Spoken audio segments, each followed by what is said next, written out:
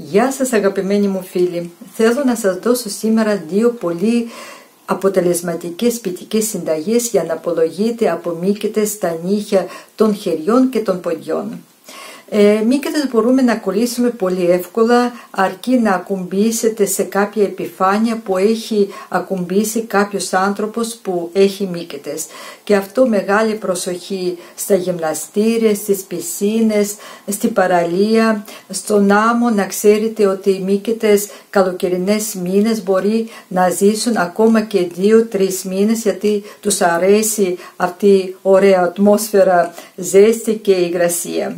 Μεγάλη προσοχή εκεί που πάτε και κάνετε μανικιούρ και πεντικιούρ, γιατί και από εκεί πολύ εύκολα μπορείτε να κολλήσετε μύκητες. Πρέπει να ξέρετε που πάτε και αν τηρούνται όλες τις κανόνες υγιεινής.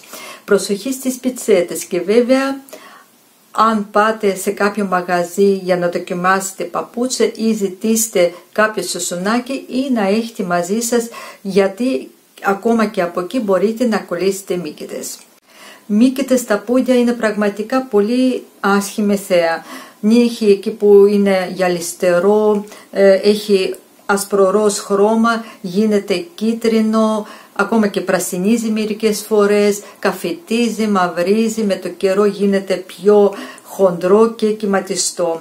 Άνθρωποι ντρέπονται να φορέσουν ανοιχτό παπούτσι και αν δεν κάνουν και πάλι θεραπεία, νύχι με το καιρό αρχίζει και μυρίζει, ξεκινάει φαγούρα και πόνος.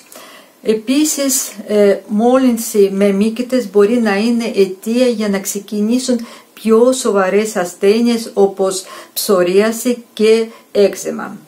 Και γι' αυτό μόλις βλέπετε το παραμικρό σημαντάκι στο νύχι, πρέπει να ξεκινήσετε κάποια θεραπεία. Καλό είναι να πάτε στο γιατρό για να σας δώσει κατάλληλη θεραπεία. Συνήθως δίνουν κάποια χάπια συν κάποια αληφή σαν μανό είναι στα νύχια. Όμως αν έχετε κάποια χρόνια απάφηση, περισσότερες φορές γιατροί δεν συνιστούν να παίρνετε χάπια, γιατί έχουν πολλές παρενέργειες αυτά τα χάπια και δίνουν μόνο τοπική θεραπεία. Αυτή η θεραπεία μπορεί να σας πάρει και μήνες και πάλι μπορεί να δεν έχει πολύ καλό αποτέλεσμα. Μία από πιο γνωστές και αποτελεσματικές σπιτικές συνταγές είναι θεραπεία με οξυζενέ. Να χρειαστούμε οξυζενέ 3%, η οποία να βρείτε στα φαρμακεία. Πώς το χρησιμοποιούμε? Καταρχήν λιμάρετε τα νύχια σας.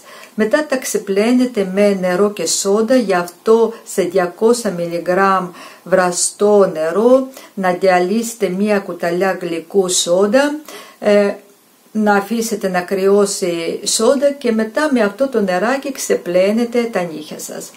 Το στεγνώνετε και μετά από πάνω βάζετε ένα βαμβάκι μικρό, η οποία έχει βρέξει με οξυζενέ. Το βάζετε πάνω στο νύχι σας, το τυλίγετε με μεμβράνη και το αφήνετε για όλη νύχτα. Για να είναι σταθερά, αν είναι στα πόδια, βάζετε από πάνω και μία καλτσούλα.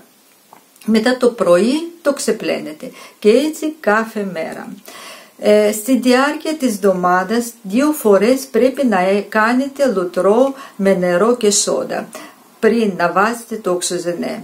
Σε 5 λίτρα ζεστό νερό βάζετε 2 κουταλές σούπας σόντας, βάζετε εκεί τα πόδια σας για 10 λεπτά περίπου να μουλιάζει το νύχι καλά, μετά το σκουπίζετε, καθαρίζετε το νύχι γύρω γύρω με λίμα, κόβετε το νύχι σας, το λιμάρετε πάλι λίγο και μετά από πάνω βάζετε βαμβάκι με οξυζενέ, το τυλίγετε πάλι με μεμβράνη και αφήνετε για όλη νύχτα.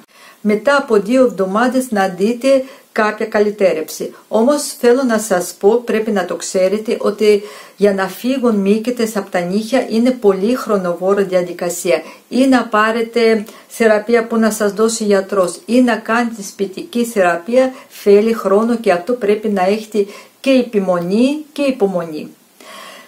Δεύτερη συνταγή που θέλω να σας δώσω είναι με μπεταντίν. Σχεδόν κάνετε με ίδιο τρόπο, δηλαδή λιμάρετε τα νύχια σας, ξεπλένετε μετά με νερό και σόντα και μετά με μία μπατονέτα, δεν βάζετε βαμβάκι, απλά με μία μπατονέτα βάζετε μπεταντίν πάνω στα νύχια σας, εκεί που υπάρχει πρόβλημα, και μετά το ξεπλένετε το πρωί. Επίσης 2 φορές τη βδομάδα πρέπει να κάνετε λουτρό με σόντα, όπως κάνουμε και με οξυζενέ.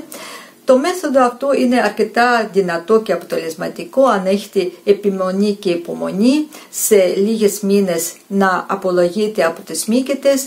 Το κακό είναι ότι θεραπεία με μπεταντίν δεν μπορεί να χρησιμοποιήσει κάποιος που έχει θηροειδή. Το τελευταίο που θέλω να σας πω σήμερα είναι μια συμβουλή. Αν έχετε αυτό το πρόβλημα με μύκητες, να είστε πολύ προσεκτικοί στο σπίτι σας για να μην κολλήσουν διπλανοί σας, να μην κολλήσει όλη η οικογένεια. Να έχετε ξεχωριστή πιτσέτα, παντόφλες.